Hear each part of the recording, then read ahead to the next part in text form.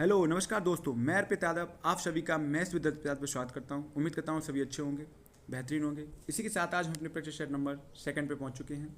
आज का जो पेपर हम डिस्कस करने वाले हैं वो 17 फरवरी 2024 को शिफ्ट नंबर सेकंड में हुआ था। और ये जो पीवाई की सीरीज है ये आपके लिए बहुत बेनिफिशियल होने वाली है, क्योंकि इसमें क्या है कि एक तो आप डेली प्रैक्टिस सेट कर रहे हैं, तो क्या है आप क्वेश्चन सॉल्व कर रहे हैं। दूसरा क्या है कि देखिए आपने आपको ये वीडियो मिल रही है रिकॉर्डेड फॉर्म में, तो आप क्या करें क्वेश्चन पहले खुद सॉल्व करें, उसके बाद सॉल्यूशन देखें अगर क्वेश्चन नहीं बन रहा है तो।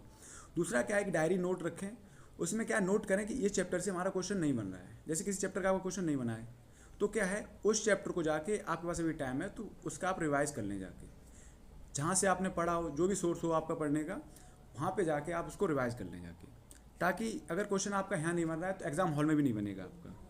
ठीक है,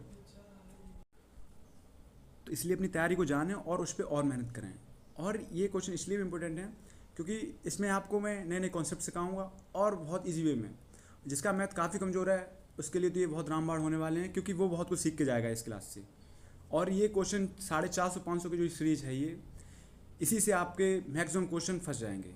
ठीक है, सेम पैटर्न पे क्वेश्चन आएंगे, बस आप करना पाएँ वो अलग बात है। कुछ भी बाहर नहीं आने वाला है, क्योंकि एग्जामिनर पीवाईक्यू बेस्ड पीवाईक्यू ही रिपीट करता है। ठीक है, तो चलते हैं आपके फर्स्ट क्वेश्चन की तरफ। क्या कह रहा है, हमें दिया गया 11 परिणामों का औसत 50 है यदि पहले 6 परिणामों का औसत 51 है और अंतिम 6 का औसत 59 है तो छठा परिणाम ज्ञात कीजिए। देखिए क्या कह रहा है, हमें दिया गया 11 परिणामों का औसत कितना दिया गया 50। हमसे क्या कह रहा है, हमसे कह रहा है पहले 6 जो हैं उनका कितना दिया गया 51, और जो अंतिम 6 हैं उसके कितना दिया गया 59। तो हमसे पूछ रहा है सिक्स जो है वो क्या है नंबर। अब देखिए टोटल है 11 है, तो 5 5 10, छठा इसमें भी ऐड है और छठा इसमें भी ऐड है। तो अगर मैं इन दोनों का गुणा करके अगर इसमें मैं निकाल, एक तो क्या तरीका है डायरेक्ट निकाल लेगा। आप जो अभी तक कैलकुलेशन करते हैं 11 पंजे 55 किया आपने, कितना इनका योग कितना हो रहा है 550। ठीक है, इसका किया कितना हो गया 6 कम 6 6 पंजे 30, कितना हो गया 306। और इसका किया तो कितना हो गया 6 निम 54 की 4 बचा कितना 5, तो 6 पंजे 30 और 5 कितना हो गया 35। तो हमने ऐड किया तो कितना हो गया 6 4 10 की जीरो यहाँ से लगी एक, तो 5 1 6 3 3 6, तो हमें पता लगा 660 योग हो रहा है। अच्छा ये 660 और ये 11 का कितना है 550, तो ये पता है कितनी होगी, ये 12 संख्या हो गई। और 12 में पता क्या है छठी संख्या जो है वो रिपीट हो रही है। बात समझ रहे हो, ये जो योग बढ़ा है क्यों बढ़ा, क्योंकि छठी संख्या रिपीट हो रही है। तो जो छठी रिपीट हो रही है अगर मैं एक बार घटा दूंगा तो हमारा छठी निकल आएगी, तो हमने इससे माइनस किया कितना 550, तो हमारा कितना आ गया 110। तो ये तो हमारा फाइनल आंसर हो गया, ये हमने ऐसे कर लिया। बट आपको ऐसे करने की जरूरत भी नहीं थी। पता है क्या है, अगर आपने थोड़ा भी एवरेज अच्छे से पढ़ा है तो क्या है, देखिए मुझे पता है छठी संख्या यहाँ पे रिपीट है, यहाँ एक्स्ट्रा, लेकिन हमारा औसत 50 है, उसकी वजह से हमारा 51 हो रहा है। 51 हो रहा है, इसका मतलब जाना कितना हो रहा है 6 कम 6, एक औसत एक जाना हो रहा है, तो 6 संख्या आप कितना जाना हो गया 6। भाई यहाँ पे कितना है, यहाँ 59 है, जबकि हमारा औसत कितना एवरेज है कितना हमारा 50, लेकिन यहाँ कितना दिया गया 59। इसका मतलब 9 जानना हो रहा है। 9 जानना हो कितने पर है 6 संख्या, तो 9 54। ये 54 पता है क्यों जाना हो रहा है, ये 54 इसलिए आ रहा होगा कि संख्या छठी जो है वो रिपीट हो रही है। तो 6 4 कितना हो गया, ये कितना हो गया 60। तो छठी संख्या वैसे जब ये 60 बढ़ रहा है, योग बढ़ रहा है, जबकि 12 संख्या है ना ये, बात समझ रहे हो, तो 50 तो होगा ही होगा, उसके बाद 60 ये बढ़ गया, तो 50 तो प्लस 60 कितना हो गया 110। बात समझो, औसत से औसत तो हमारा 50 था ही, उसके बाद क्या है कि एक यहाँ पे बढ़ गया तो 6 बढ़ गया यहाँ से योग, ऐसी औसत में 9 की वृद्धि यहाँ पे हुई, तो योग में कितनी 54 की वृद्धि, इसका मतलब 60 की वृद्धि हो रही है। 60 की वृद्धि इसलिए हो रही है कि छठी संख्या रिपीट हो रही, तो 50 तो औसत था ही और 60 और बढ़ गया कितना हो गया 110। ये आपका फाइनल आंसर हो गया। नेक्स्ट क्वेश्चन देखिए क्या कह रहा है, इसकी ना हिंदी में थोड़ी दिक्कत, इंग्लिश पढ़िए। Jitesh and Tushar working separately can do a piece of work in 9 and 12 days respectively if they work for a day alternatively deface beginning in how many days the work will be completed। क्या कह रहा है ये देखिए, ये हमसे कह रहा है ये जो दीप्तेश हैं, दीप्तेश और तुषार जो हैं वो क्या कर रहे हैं, एक काम को क्रम से 9 और 12 दिनों में कंप्लीट कर रहे हैं। ठीक है, भाषा समझिए, भाषा ये कह रही है कि दीप्तेश और तुषार जो हैं क्रम से 9 और 12 दिनों में काम पूरा कर लेते हैं, लेकिन अगर वो अल्टरनेट वे कर रहे हैं, मतलब एकांतर क्रम में अगर कर रहे हैं तो काम कितने दिनों में पूरा होगा। कहने का मतलब ये है कि दीप्तेश एक दिन काम करेगा उस दिन तुषार नहीं करेगा, जिस दिन तुषार काम करेगा उस दिन दीप्तेश नहीं करेगा। तो हमसे पूछ रहा है काम कितने दिन में समाप्त होगा, तो टोटल काम हमने मान लिया कितना, एलसीएम मिले कितना आ गया 36, 9 चौक 36 और 12 तिया 36। तो मुझे पता लग गया दीप्तेश अगर 4 काम कर रहा है तो तुषार कितना कर रहा है 3। अभी हमसे कह रहे हैं अल्टरनेटिव में काम कर रहे हैं एकांतर क्रम में, तो क्या है पहले दिन अगर दीप्तेश ने काम किया तो कितना किया 4 काम कर लिया, दूसरे दिन बारी आई किसकी, तुषार की, तो उसने काम कितना किया, 3। तो मुझे पता लगा ये 2 दिन में जो है काम कितना कर रहे हैं, 4 3 7, लेकिन काम हमें 36 कराना है। इसका मतलब हमें 35 के आस मतलब 36 के आसपास पहुंचना चाहिए। तो हमने देखा क्या, 35 एक 7 पना 35, 5 दूनी 10। तो मुझे पता लग गया अगर 2 दिन में 7 काम करें इसका मतलब 10 दिन में कितना काम हो गया इनका, मैंने 5 का गुणा कर दिया दोनों तरफ, 35 काम। तो मुझे पता लगा 10 दिन में तो उन्होंने 35 काम कर लिया, लेकिन हमसे ये कह रहा है तो कार्य कितने दिन में पूरा हो जाएगा। तो काम अभी बचा कितना, टोटल काम हमारा कितना था 36, इसका मतलब बच कितना गया। तो हमारा भैया कि 10 दिन तो हो गए, काम हमारा कितना बचा 1, क्योंकि 35 हो गया काम हमारा, ठीक है 10 दिन में 1 काम बचा। अब बारी किसकी आई, बारी आई दिप्तेश की। तो दिप्तेश एक दिन में कितना कर रहा है, 4 काम, तो 1/4। यहाँ से हमारा सॉल्व आउट किया तो 10 चौक 40, क्या चूड़ा करके कितना हो गया, 10 चौक 40 1 41। तो 41/4 क्या हो गया, ये हो गया आपके टोटल डेज। यही आपका फाइनल आंसर हो गया, ठीक है। बढ़ते नेक्स्ट क्वेश्चन की तरफ। क्या कह रहा है, 33 मीटर कपड़ा बेचने पर एक व्यक्ति को 11 मीटर कपड़े के विक्रय मूल्य के बराबर लाभ होता है, लाभ प्रतिशत ज्ञात कीजिए। अच्छा क्वेश्चन है, और इसमें बच्चे कंफ्यूज होते, क्वेश्चन सरल है बट कंफ्यूज जाना होती। तो इसका क्या है, बेसिक सी चीज़। क्या कह रहा है, हमसे कह रहा है 33 मीटर कपड़ा बेचने पर एक व्यक्ति को 11 मीटर कपड़े के विक्रय मूल्य के बराबर लाभ होता है। ये बताइए, 33 मीटर कपड़ा बेचा, इसका मतलब है 33 की जो एसपी है, ठीक है, 33 मीटर कपड़ा बेच दिया, सेलिंग प्राइस हो गया उसका। उसका कह रहा है 11 मीटर विक्रय मूल्य के बराबर लाभ होता है। इसका मतलब 33 मीटर कपड़ा बेचने पर उसे लाभ जो हो रहा है क्या हो रहा है, 11 के एसपी के बराबर हो रहा है। अब बताइए लाभ पता कब होगा, कीमत ज़्यादा हुई होगी, कॉस्ट प्राइस कम होगी। इसका मतलब है कि जो इसकी जो सेलिंग प्राइस थी 33 मीटर कपड़े की, माइनस हमने क्या कर दिया, माइनस हमने कर दिया 33 मीटर का कॉस्ट प्राइस। क्योंकि सेलिंग प्राइस में तो अगर मैं कॉस्ट प्राइस कम कर दूंगा तो हमारा प्रॉफिट निकल आएगा। बात नहीं समझे, जैसे मान लो कोई चीज़ आप 80 रुपये की लेके आए, आपने 100 रुपये की बेच दी, तो हमसे अगर पूछा है प्रॉफिट कितना है, तो ये क्या सेलिंग प्राइस है 100 की बेची, और कॉस्ट प्राइस कितना 80। तो अगर मैं सेलिंग प्राइस में से 80 अगर मैं कम कर दूंगा, कॉस्ट प्राइस कम कर दिया, तो हमारा क्या आ गया, प्रॉफिट आएगा। प्रॉफिट कितना आ गया 20, वो क्या आ गया, प्रॉफिट आ गया। तो यही तो है, क्योंकि हमने जाना कि बेच दी सेलिंग प्राइस 100 की और 80 में खरीदी हमने, तो 20 का प्रॉफिट हो गया। वैसे ही क्या है यहाँ पे, क्या है कि जो 33 मीटर कपड़ा बेचने पर क्या हुआ, उसे 11 मीटर विक्रय मूल्य के बराबर लाभ हो गया। तो इसका मतलब है 33 मीटर की जो सेलिंग प्राइस थी माइनस हमने क्या किया, 33 मीटर की कॉस्ट प्राइस कितने में खरीदा, और उसका हमें क्या मिला, जो प्रॉफिट हो रहा है क्या मिल रहा है, हमसे मेंशन किया गया है इसमें 11 मीटर कपड़े के विक्रय मूल्य के बराबर उसे प्रॉफिट हो रहा है। ओके, तो हमने अब इतना क्लियर, तो सॉल्व आउट कर लेंगे, रेशियो निकाल लेंगे हम सेलिंग प्राइस का कॉस्ट प्राइस से। तो हमने देखा क्या, अगर इधर इसे हम इधर ले आएँ तो माइनस का हो जाएगा, तो कितना 33 में से 11 कितना 22 का एसपी जो है ये इधर चला गया, ये प्लस का हो गया, तो 33 के सीपी के बराबर है।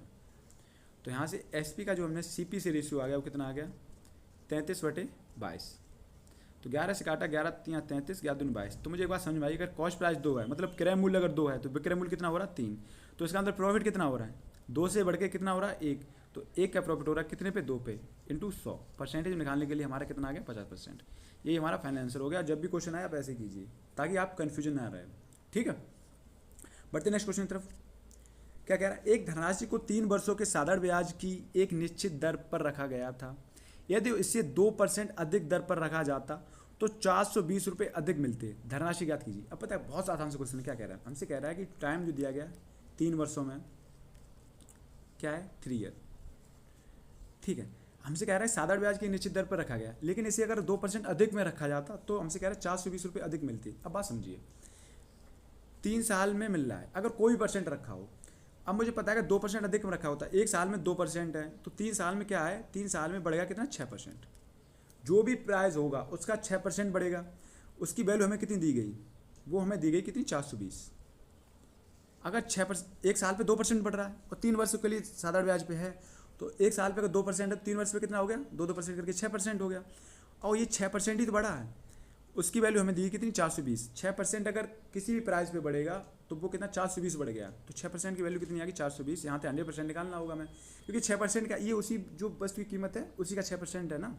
तो यहाँ से हम 1% निकाला, तो हमने काटा 1% कितना आ गया 6 7 42, कितना आ गया 70। और 100% टोटल वस्तु होती है, तो 100% हमने निकाल ली तो कितना हो गया 7000। तो ये हमारा आसान सा क्वेश्चन था। बढ़ते हैं नेक्स्ट क्वेश्चन की तरफ। देखिए हमें दिया गया पी क्यू और आर प्रत्येक 20,000 का निवेश करके एक व्यवसाय शुरू करते हैं। 5 महीने बाद पी 5,000 रुपये निकाल लेता है, क्यू 4,000 रुपये निकाल लेता है, आर 6,000 का अतिरिक्त निवेश करता है। वर्ष के अंत में कुल लाभ कितना है 34,950 दर्ज किया गया। पी का हिस्सा ज्ञात कीजिए। अब देखिए, तो देखिए पी और क्यू, पी क्यू और आर द्वारा इन्वेस्टमेंट किया गया। इसको छोटा छोटा करता हूँ। ओके, हमसे कह रहा है कि 20,000 रुपये उन्होंने इन्वेस्ट किया, ठीक है। पी क्यू और आर ने 20,000 रुपये इन्वेस्ट किए। उसके बाद क्या होता है, 5 महीने बाद पी 5,000 रुपये निकाल लेता है, क्यू 4,000 रुपये निकाल लेता है, आर क्या कहते हैं 6,000 रुपये उसमें ऐड कर देता है। तो इसका मतलब है इन्होंने 5 महीने तक तो 20,000 रुपये इन्वेस्ट किए। देखिए प्रॉफिट जो होता है वो डिपेंड करता है इन्वेस्टमेंट इनटू टाइम। काफ़ी बार बता चुका हूँ मैं आपको। तो प्रॉफिट जो डिपेंड करता है इन्वेस्टमेंट इनटू टाइम पे, फिर वो इसी के रेशियो कितने भी लोग हों। ओके, तो मैटर करता है कि इन्वेस्टमेंट कितना किया और टाइम कितना किया। तो मुझे पता लगा 20,000 तो इन्होंने 5 महीने के लिए किए। ओके, उसके बाद क्या कर रहे हैं, ये क्या कर रहा कि उन्होंने पी ने 5,000 रुपये निकाल लिए। इसका मतलब पी का अब इन्वेस्टमेंट कितना रह गया 15,000 रुपये, ठीक है। क्यू ने 4,000 निकाल लिए, तो क्यू का कितना बचा 16,000, और आर ने 6,000 रुपये ऐड कर दिए। इसका मतलब 20,000 से कितना हो गया 26,000। अब क्या है, वर्ष के अंत, इसका मतलब एक वर्ष के लिए इन्होंने टोटल इन्वेस्टमेंट किया। तो 5 महीने तो हो गए, अब बचा कितना 7 महीने बचे इनके, ठीक है। तो यहाँ से हमें समझ आया वो क्या आया कि अब हम देख लेंगे टोटल कितना हो गया। तो हम देखा 20 पंजे 100 और 15 सत्ते 105, तो कितना हो गया 205। ओके, उसके बाद 20 पंजे 100 और 16 सत्ते कितना हो गया 112, तो कितना हो गया 212। और 20 पंजे 100 और 26 सत्ते कितना हो गया 7 छिंग 42 की 2, यहाँ से लगी 4, 7 दूनी 14, 4 18, 182, और 100 कितना हो गया 282। ओके, तो हमें पता लग गया जो इनका इन्वेस्टमेंट का जो रेशियो आ गया वो कितना आ गया 205, रेशियो 212, रेशियो 282।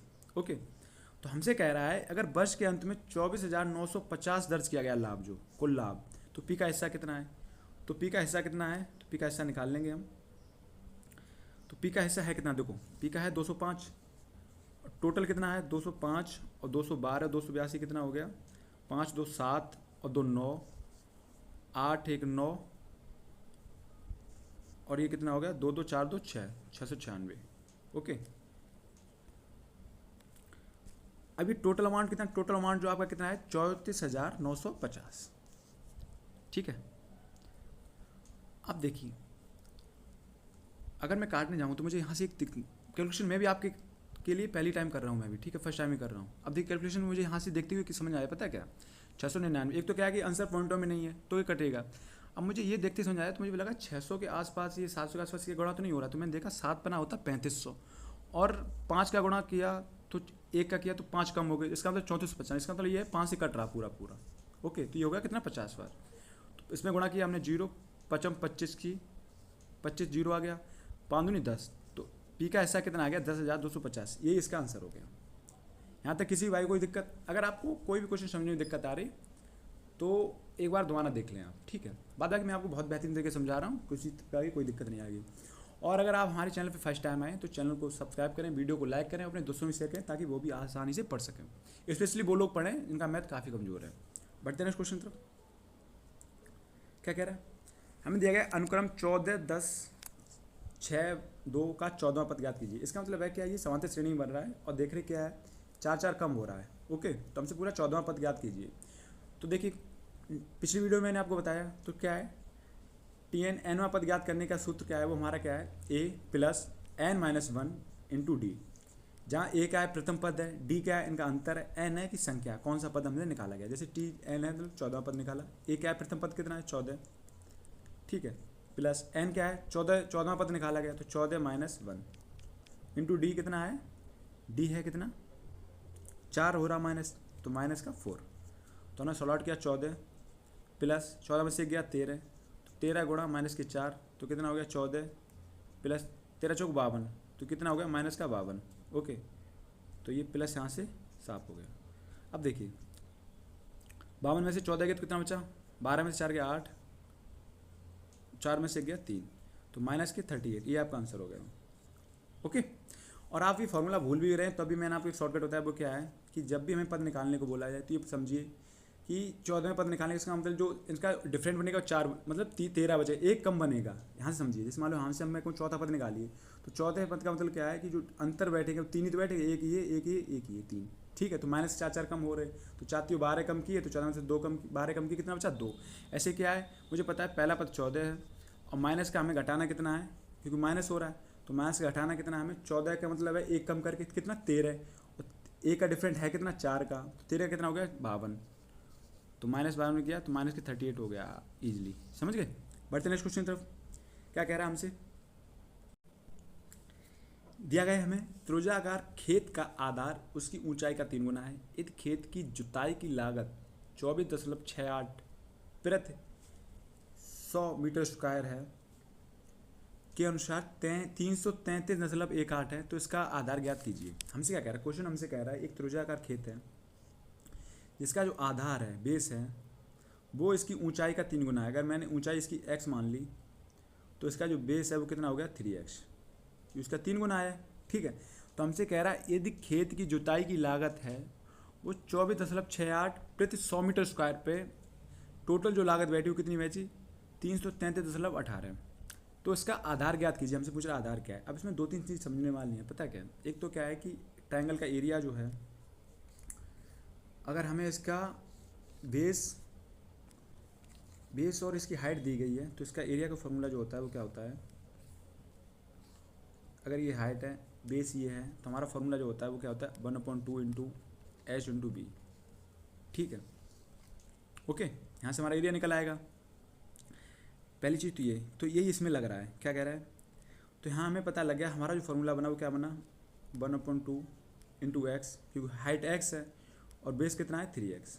ओके, अब देखिए हमें दिया गया कितना, इस आधार पे हमें दिया गया कि 24.68 प्रति 100 मीटर स्क्वायर की जगह पे जो रेट बन रहा है वो कितना बन रहा है, रुपए जो बन रहे हैं 333.18।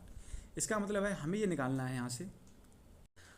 अब एक बात समझिए आप, अगर मैं 333.18 में 24.68 का भाग दे दूँ तो हमारे पास एरिया आ जाएगा, क्योंकि पता है ये जुताई की जो एरिया हुआ ना वही है प्रति 100 मीटर स्क्वायर पे क्या है 24.68 रुपये लग रहे हैं। तो अगर मैं 24.68 रुपये निकाल के अगर मैं इसमें भाग कर दूं तो क्योंकि टोटल अमाउंट जो बैठ रहा है वो कितना बचा 333.18, तो इसमें अगर मैं भाग दे दूंगा तो हमारा जो एरिया है एग्जैक्ट एरिया आ जाए, क्योंकि इसमें 24 का गुणा हो रखा है तभी तो ये बना अमाउंट। तो इसमें हमने 0 से 0 हटाया और देखा क्या, अब जैसे मैं यहाँ से काट रहा हूँ तो मैंने इसे 2 से काटा, मुझे 2 से दिख रहा कट रहा, 2 एकम 2, 2 छिंग 12, 2 छिंग 12, 2 पंचे 10, 2 ने 18, ठीक है। उसके बाद कितना बचा 2 एकम 2, 2 दूनी 4, 2 तीन 6, 2 चौकू 8, तो हमारे पास आ गया कितना आ गया 16,659 बटे 1234, तो कितना है 16,659 बटे कितना है 1234। अब मुझे ये समझ नहीं आ रहा कि कैसे कटेगा, ठीक है, क्योंकि कैलकुलेशन मेरे दिमाग में नहीं आ रही। तो मैं क्या करूँगा, मैं अभी काटूंगा नहीं, मैं रख लूँगा, क्योंकि जो एरिया आ गया वो इसके बराबर आ गया, ठीक है। ओके, और ये जो एरिया है वो क्या है प्लस 100 मीटर स्क्वायर पे है, तो इसका मतलब मैंने 100 का गुणा कर लिया। अब देखिए, अब मुझे पता लगा यहाँ से मैं 2 से ये काट सकता हूँ, तो मैंने 2 छिंग 12, 2 एकम 2 और 2 सत्ते 14, ठीक है। उसके बाद मैंने 3 से ये काटा तो कितना बचा तिपचे 15, 1 तिपचे 15, तिपचे 15, 3 तिरका 9। ओके, उसके बाद मैंने देखा, उसके बाद मुझे 617 देख के मुझे ऐसा लग रहा है कहीं ना कहीं ये 5553 कट जाएगा। तो अगर इसके आसपास देखें 6 निम 63 जाना हो गया, 6 निम 54, 17 निम्मा 153, ठीक है, तो 153 ही हो गया। हाँ, तो ये 9 बार कट रहा है, क्योंकि देखो 6 निम 54 हो गया और 17 निम्मा कितना होता है 153, तो 54 153 कितना हो गया 5553, तो 9 बार कट गया। तो हमारे पास कितना गया, देखो हमारे पास फाइनल जो वैल्यू आ गई, इसको मैं थोड़ा छोटा करता हूँ तो वो आ गई है कितनी एक्स स्क्वायर, देखो एक कितना हो गया एक्स स्क्वायर बराबर कितना हो गया 9 इंटू 100। तो यहाँ से हमारी एक्स की वैल्यू कितनी आ गई, वो आ गई कितनी 3 इसका निकल आया और 100 का कितना आ गया 10, तो हमारे पास कितना आ गया 30। एक्स वैल्यू हमारे पास अगर 3 आ गई, हमसे कह रहा है, हमसे पूछा इसके आधार ज्ञात कीजिए। आधार कितना है 3x, तो कितना है इसका मतलब x का 3 गुना, तो इसका मैंने 3 गुना किया तो कितना आ गया 90। यही हमारा आधार आ गया, आधार कितना आ गया 90 मीटर आ गया। यहाँ तक किसी भाई को दिक्कत, देखो मैं दोबारा फिर समझा रहा हूँ अगर दिक्कत आ रही है आपको। देखिए, हमें क्वेश्चन दिया गया था त्रिभुजाकार खेत का आधार उसकी ऊंचाई का 3 गुना है, ठीक है। तो हमने x मान लिया ऊंचाई इसकी और आधार कितना मान लिया हमने 3x। ओके, उसके बाद हमसे कह रहा है यदि खेत की जुताई की लागत 24.68 प्रति 100 मीटर स्क्वायर के अनुसार 333.18 हो जाती है। तो मुझे पता लगा 333.18 हो जा रही है कितने पर, तो मैंने इसको सॉल्व आउट कर लिया। 333.18 को भाग कर दिया मैंने किसको 3468 को, सॉरी 34.68 को। तो मुझे पता लग गया हमारा कितना आ गया। एक बार हमने 2 से काट के देखा तो मेरा इतना आ गया। तो मुझे फिर आगे कैलकुलेशन नहीं समझ में आई, तो मैंने कहा रख लिया डायरेक्ट। अब ये क्या है, देखो ये हमारा क्या है, area 1/2 x into 3x area हो गया। और इधर भी क्या है, क्योंकि एरिया का फॉर्मूला हमने पढ़ रखा है ना यहाँ पे, क्योंकि अगर हमें बेस दिया गया और हाइट दी गई तो हमारा एरिया का फॉर्मूला होता है 1/2 हाइट इंटू बेस। ओके, तो वही हमने यहाँ पे कर रखा। तो ये तो हमारा एरिया निकल आया। और ये भी क्या है, ये भी हमारा एरिया है। पता क्यों, क्योंकि देखो एरिया का अगर हम गुणा करेंगे 24.68 में तो हमारा ये अमाउंट बन के आया था, तो मैंने भाग कर दिया तो हमारा फिर से एरिया बन के आ गया, तो मैंने भाग किया। और ये है कितने, प्रति 100 मीटर स्क्वायर पे है, तो इसका मतलब मैंने इसे 100 के गुणा कर दिया इससे। जब हमने काट पीट की तो हमें पता लग गया फाइनल जो हमारा एक्स की वैल्यू आ गई वो कितनी आ गई 30। और एक्स की अगर 30 वैल्यू आ गई तो हमें तो निकालनी किसकी थी, 3x की, क्योंकि हमें आधार निकालना, तो वो हमारे कितने हो गए 90। बढ़ते नेक्स्ट क्वेश्चन की तरफ। क्या कह रहा है, बंधन 20 किलोमीटर प्रति घंटा की गति से दौड़ता है, तो उससे 500 मीटर की दूरी तय करने में कितने मिनट लगेंगे। देखो आसान से क्वेश्चन है, कुछ भी नहीं निकालना, 5 बटे 18 या कुछ भी गुणा नहीं करना, आपको क्या करना है डायरेक्ट करना है। मुझे पता है 20 किलोमीटर प्रति घंटा की गति से दौड़ता है, इसका मतलब भाई 60 मिनट में कितना दौड़ ले रहा है 20 किलोमीटर। और 20 किलोमीटर अगर मीटर में बदल दूंगा तो 1 किलोमीटर 1000 मीटर होती है, कितना हो गया 20,000 मीटर। ओके, हमसे कह रहा 500 मीटर दूरी तय करने में कितने मिनट लगेंगे। मैंने यहाँ से क्या किया, 0 से 0 काटा। ओके, 2 से काटा, 2 3 6, 2 से काटा कितना 1000। तो मुझे पता लगा 1000 मीटर तय करने में से 3 मिनट लग रहे हैं। हमसे कितने 500 मीटर तय कराना, इसका मतलब और 2 से काट दिया तो 2 पंचे 10, 500 मीटर, इसे 2 से काटा कितना 1.5 मिनट। तो 3 मिनट अगर लग रहे 1000 मीटर तय करने में, मतलब 1 किलोमीटर में, तो आधा किलोमीटर तय करने में कितना लगेगा 1.5 मिनट। ये आपका आंसर हो गया, आसान सा क्वेश्चन था। बढ़ते नेक्स्ट क्वेश्चन तरफ। क्या कह रहा है, उन युग्मों की संख्या के बारे में जिनका महत्तम सामर्थ्यक 15 है और लघुत्तम सामर्थ्यक 138 है, तो हम निश्चित रूप से कह सकते हैं कितने युग्म बनेंगे। ठीक है, अब देखिए यहाँ से 2-3 चीज़ें समझने वाली हैं, वो समझिए। पहली तो क्या है, पहला ये है कि दो संख्या जैसे हैं, संख्या हमें दी गई a, दो संख्याओं का गुणनफल जो होता है वो हमेशा इनके एलसीएम गुणा एचसीएफ के बराबर होता है। पहली चीज़ ये समझिए। और जो युग्म निकलते हैं वो यहीं से निकलते हैं, जैसे हमें यहाँ दिया गया। पहली चीज़ ये समझने वाली है। दूसरी चीज़ क्या है, हमसे कह रहा है कि जिनका महत्तम सामर्थ्यक 15 है, तो मान लो जो महत्तम सामर्थ्यक होता है, मैंने पिछली क्लास में ही बताया कि वो इसका एक फैक्टर होता है। तो मैंने अगर संख्या पहली मान ली तो वो क्या होगी, जैसे समझिए यहाँ पे, जैसे मैं आपको दिया हो कि 20 और 25 का एचसीएफ निकाली, तो आपने क्या है 5 से काटा, 5 चौक 20, 55 25। तो क्या है ये, अब जो रेशियो आ गया इसका महत्तम सामर्थ्यक कितना आ गया, जो एचसीएफ आ गया कितना आ गया 5, संख्या क्या है 4 और 5। तो अगर मैं संख्या यहाँ पे मानूंगा तो क्या मान ली मैंने, तो मैंने मान ली 4a और 4b। जो a जो है ना, सॉरी 4a और 5a, ठीक है। तो जो a जो है ना, ये क्या है, ये महत्तम सामर्थ्यक है, इसका एक फैक्टर है। अगर मैं a की वैल्यू जो महत्तम सामर्थ्यक ऐसी हमारा 5 है, तो 5 चौक 20, अगर मैं संख्या निकालूंगा तो 5 चौक 20, 55 25 फिर आ गई। वैसे ही क्या है कि इस कंडीशन में जैसे हमें संख्या नहीं पता है यहाँ पे, तो मुझे पता है, लेकिन मुझे ये पता है कि जो हमारा एचसीएफ है वो कितना है, तो एचसीएफ है हमारा कितना है 15। तो इसका मतलब हमारी संख्या जो आ गई, पहली संख्या क्या हो गई 15a, क्योंकि इसका एक फैक्टर हो गया। दूसरी क्या हो गई 15b। अब समझिए a b क्या है, जैसे यहाँ पे अभी इस कंडीशन में जहाँ 20-25 कर रहे थे तो क्या था, देखो 5 चौक 20, इसे समझिए 5 चौक 25। तो अगर मैं संख्या मानूंगा तो मैंने क्या मान ली, देखो पहली संख्या हमने मान ली क्या 4a, और दूसरी हमने मान ली क्या, सॉरी पहली संख्या हमने मान ली 5a,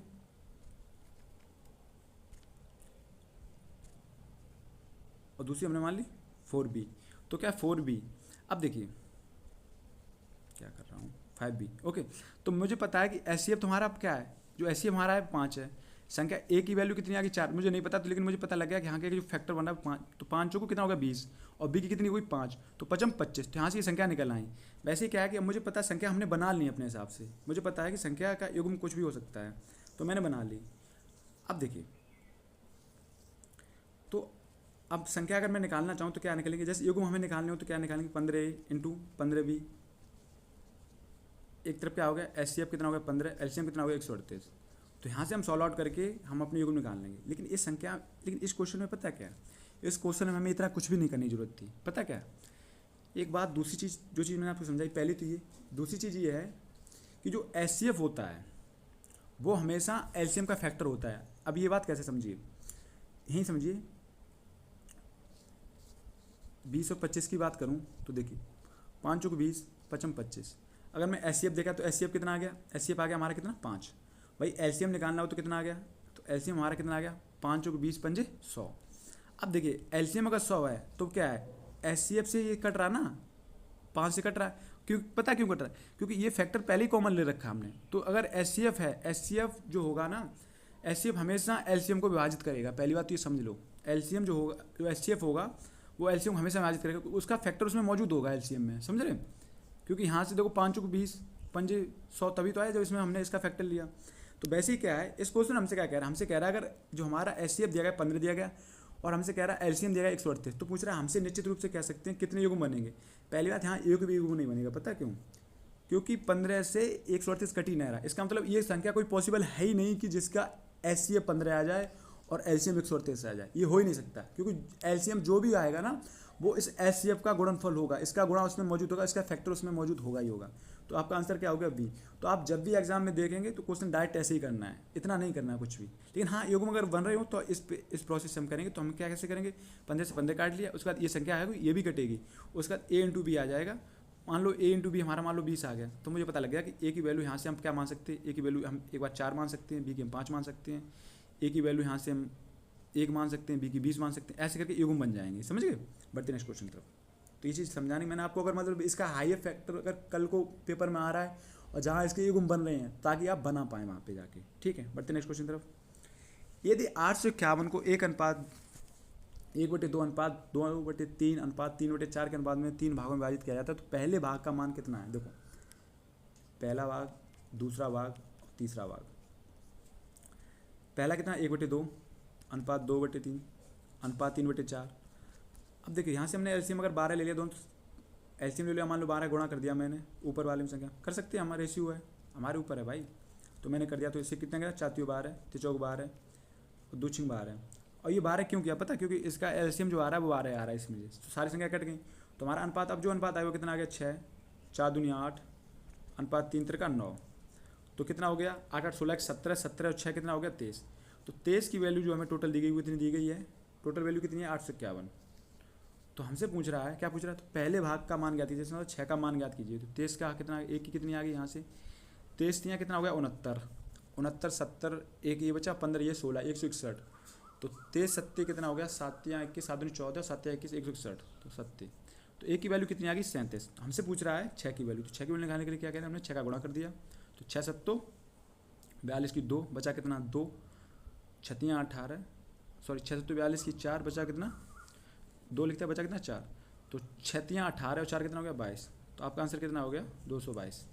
ठीक है, आसान से क्वेश्चन। नेक्स्ट क्वेश्चन तरफ बढ़ते हैं भाई। एक गांव में हैजा के कारण 10% लोगों की मृत्यु हो गई।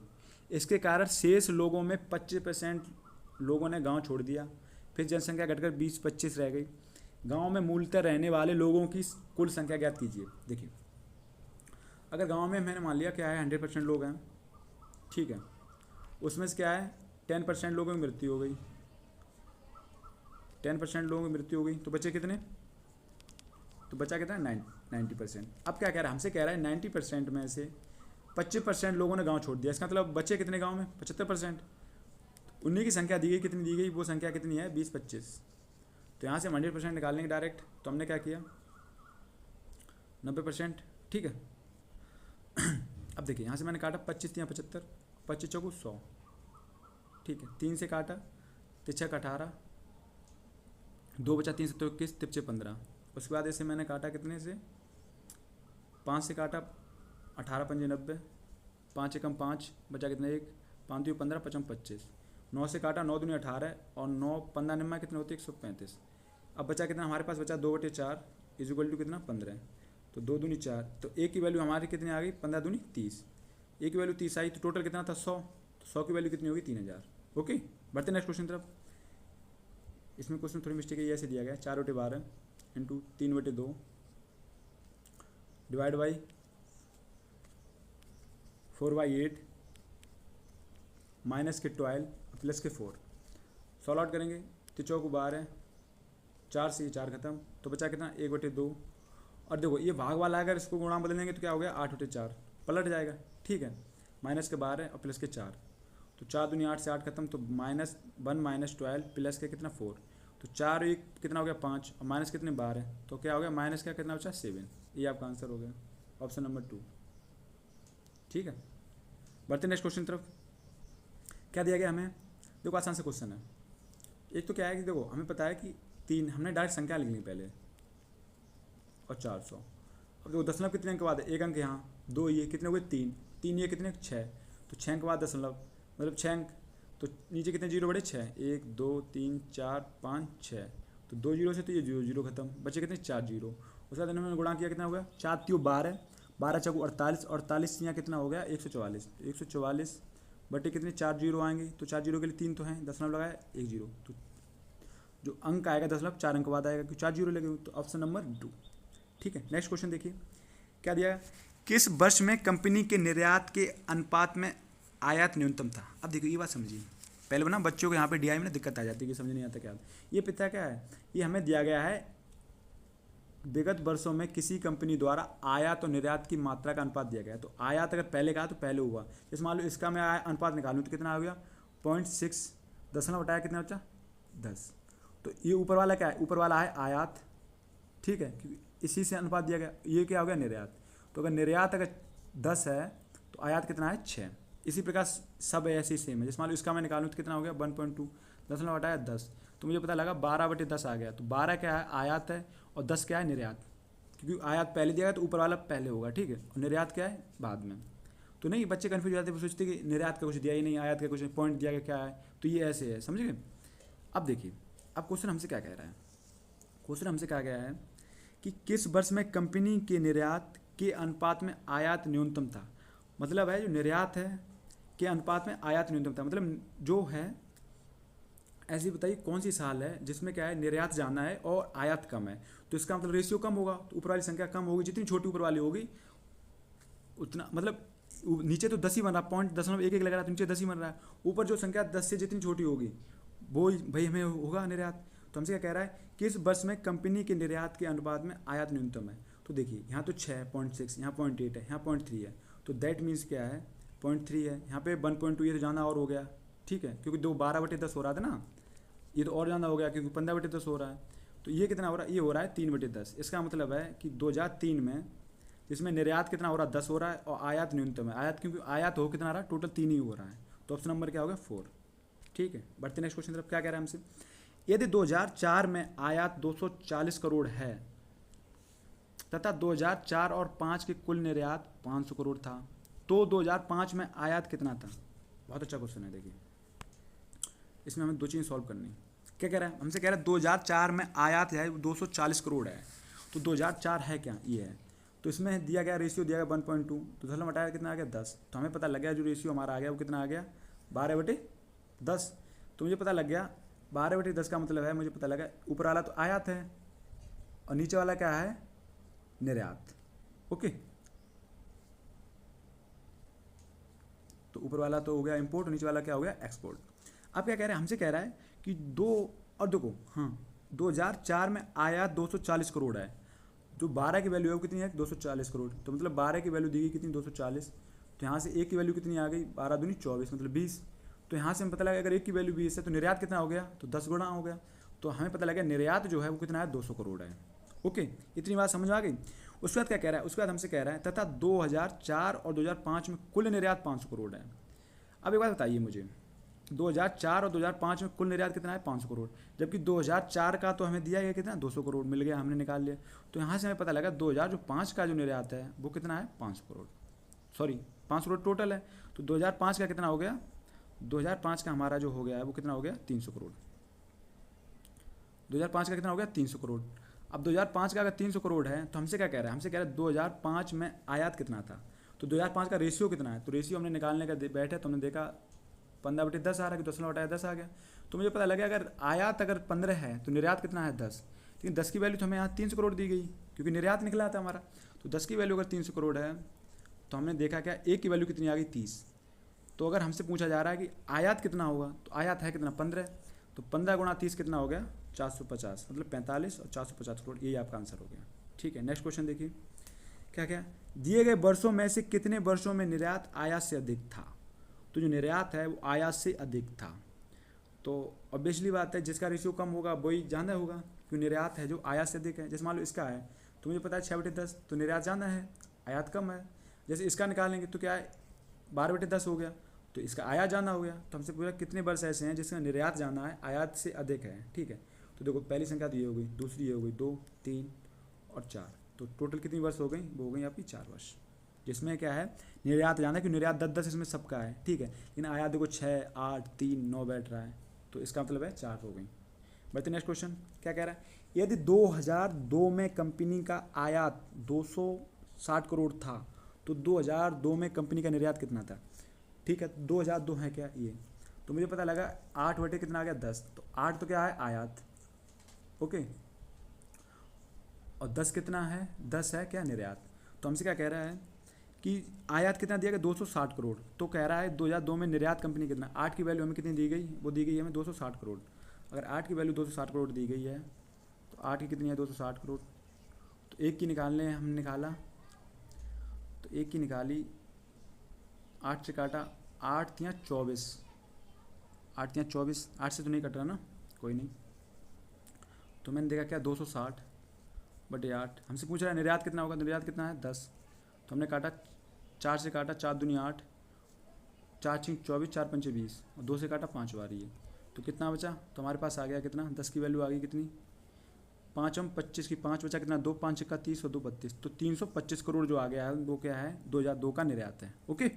नेक्स्ट क्वेश्चन देखिए, 2003 से 2004 तक आयात में कितने % की वृद्धि हुई। अब देखिए हमें क्या है यहाँ पे ना हमें अमाउंट नहीं दिया गया, बात समझिए, हमें जो दिया गया ये रेशियो है, और किसी भी रेशियो से अगर 2 रेशियो के बीच अगर हमें निकालना है तो देखो रेशियो क्या है, बात नहीं समझे, इसमें हम परसेंटेज नहीं निकालते, पता क्यों नहीं निकालते, तुम सोचोगे जैसे मान लो यहाँ पे हमें दिया गया क्या है 2003 से 2004 में कितनी % की वृद्धि हुई, 2003 से 2004 में, तो आपने क्या किया भाग के निकाल दिया कि 0.3 से 1.2 हो गया, आपने क्या किया 0.9 बढ़ा दिया और कितने पे 0.3 पे आपने 300% निकाल दिया, ये गलत हो गया। पता क्यों गलत हो गया, क्योंकि ये रेशियो है, और रेशियो में क्या है कि ये ना हमें अगर इसमें ये दिया गया होता कि जो आयात निर्यात है सेम है हर साल का, तब तो हम निकाल लेते, बात समझ रहे, जैसे समझे नहीं, जैसे यहाँ पे मान लो 3/10 है, क्या पता ये 3/रुपये हो, लेकिन यहाँ पे क्या है 2004 में मुझे नहीं पता ये रेशियो दिया गया है, लेकिन क्या पता रेशियो इसमें ऐसा कंडीशन बना रखी हो कि इन्होंने जैसे 12/10 है, क्या पता यहाँ पे ये रुपये ले रहे हो, यहाँ क्या पता 12/10 लाख में हो, तो अगर जो रुपये की वैल्यू हम लाख में कैसे मतलब कंपेरिजन कैसे कर सकते हैं, बात समझ रहे, तो इसलिए क्वेश्चन यहाँ पे गलत हो जाता है। तो इसलिए हमारा आंसर होगा वो क्या होगा, जानकारी हमारे पास अपर्याप्त है, मुझे नहीं पता कि अमाउंट कितना, अगर मुझे इन दोनों का अमाउंट बता दिया जाए तो मैं परसेंटेज निकाल लूँगा। जैसे अभी पिछले हम जैसे कर रहे थे तो उसमें हमें अमाउंट मिल रहा था, बात समझ रहे हो तुम, तो हमें दिया गया था, जैसे इसमें दिया गया था इसका 200 करोड़ निकल आया था, टोटल 500 करोड़ था, तो वो 300 मैंने घटा लिया क्योंकि मुझे अमाउंट पता था। यहाँ पे हमें सिर्फ रेशियो दिया है, इसलिए हम रेशियो से रेशियो नहीं जा सकते, क्योंकि रेशियो की काट पीट की छोटी संख्या हो जाती। अब मुझे नहीं पता इन्होंने लाखों का काटा या करोड़ों का काटा, समझ रहे तो इसलिए जानकारी अपर्याप्त होगी। इसलिए इसी के साथ आप यहाँ पे क्लास खत्म होती है। उम्मीद करता हूँ क्लास आपको बहुत अच्छी लगी। अगर अभी तक हमारे चैनल को सब्सक्राइब नहीं किया तो चैनल को सब्सक्राइब करें, वीडियो को लाइक करें, अपने दोस्तों में शेयर करें और पढ़ते रहें, बने रहिए हमारे चैनल के साथ। बहुत शानदार क्लास आपको देखने को मिलेंगी और बहुत जल्दी मैं आपकी 2D 3D के लिए लेके आ रहा हूँ क्लास, जो आपके एग्जाम पॉइंट ऑफ व्यू से बहुत बेनिफिशियल होने वाली है। ठीक है, मिलते हैं नेक्स्ट वीडियो में, नमस्कार।